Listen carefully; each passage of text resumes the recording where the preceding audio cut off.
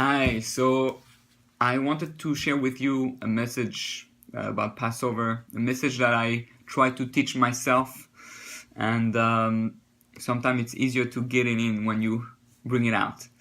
And so basically, sometimes, we go through a Jewish holiday, or we go through a Shabbos, or we go through, we do any kind of mitzvahs, and we do it, and we're happy we did it, and then we continue, and life goes on. Now, this is called being in Egypt. If Judaism is just a bunch of rituals that we feel good and okay, I did it, and it's I guess God is happy and I'm continuing my life, I'm in Egypt, because that's not what it's about. The whole idea is about change and growing and expanding.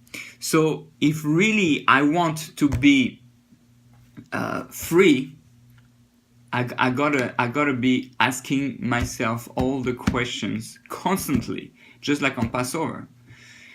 Passover, the message of Passover is the whole year. And in a way, I would say that the Shabbos that we have every week, we have the 6 days of the week, and we have Shabbos. Shabbos is the Israel of the week, which is Egypt. 6 days you do your everyday work, and they go into a type of routine. And on Shabbos, say stop. Why am I doing this? Why am I working? Why am I eating? Why am I living this life? Am I doing the right directions? Am I doing my mission? And then we break the flow and we go in Israel. So there's Egypt and Israel, and basically I have to do that for everything. Passover is the time where we have a whole week during the year.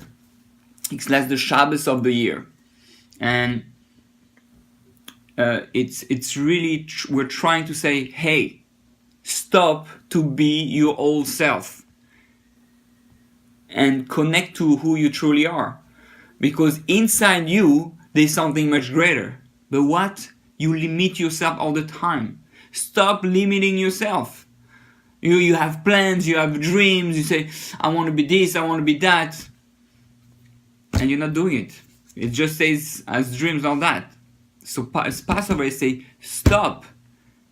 See that who you really are, because sometimes you want to do things but you're faking yourself. You have some chametz, you're not true to yourself. The matzah is just the water and flour. It's the pure you, without any addings. And that's why, by the way, the first 2 weeks before Passover, we read every day the section of the Torah that speaks about Nisim, the princes of the 12 tribes, who each one were giving a special gift for the inauguration of the temple. And each one, interestingly, was giving exactly the same gift. But why? Why we repeat every day in the Torah, we repeat each one the same exact gift that they give? Because we are here on earth, we all do the same. We work, we eat, we sleep, we whatever we do, it's always the same.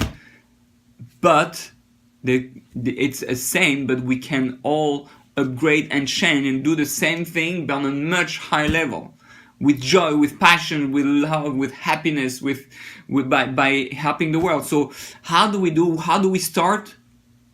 Manishtana. What's different about me? Manishtana balayla zeh. Manishtana about me. Who am I on this night? Am I someone different? I am different than any other kid. Yeah, there's a kid, he's a chacham, the kid is a rasha, there's a kid, as a 4 questions, the 4 types of kids. Who am I? What type of kid I am? Let me find myself. Let me go out of Egypt, of what people tell me I am, of what society tell me I should be. Go back to the true you. So we ask all those questions. Who am I? Where am I? And what am I becoming?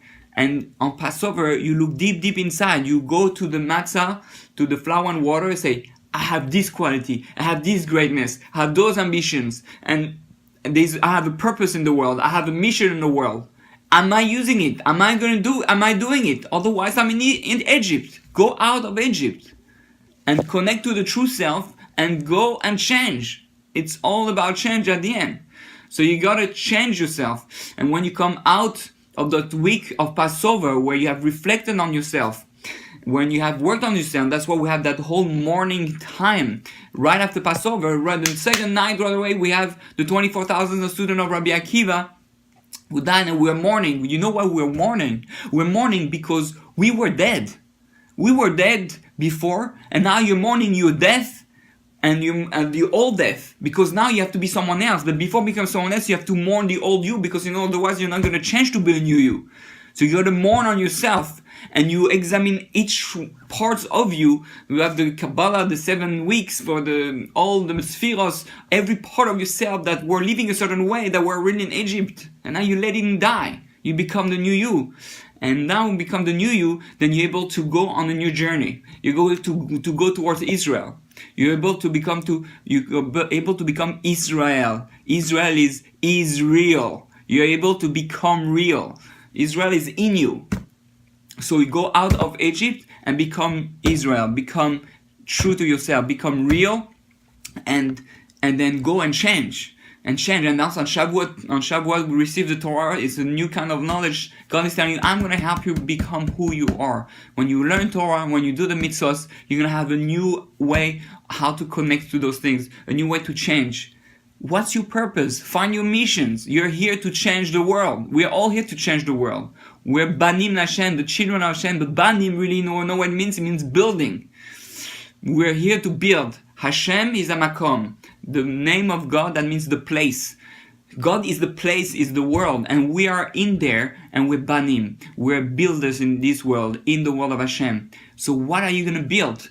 Are you making the world a better place? If you stay in Egypt, you stay the same old every day, you're dead, and you're not building anything.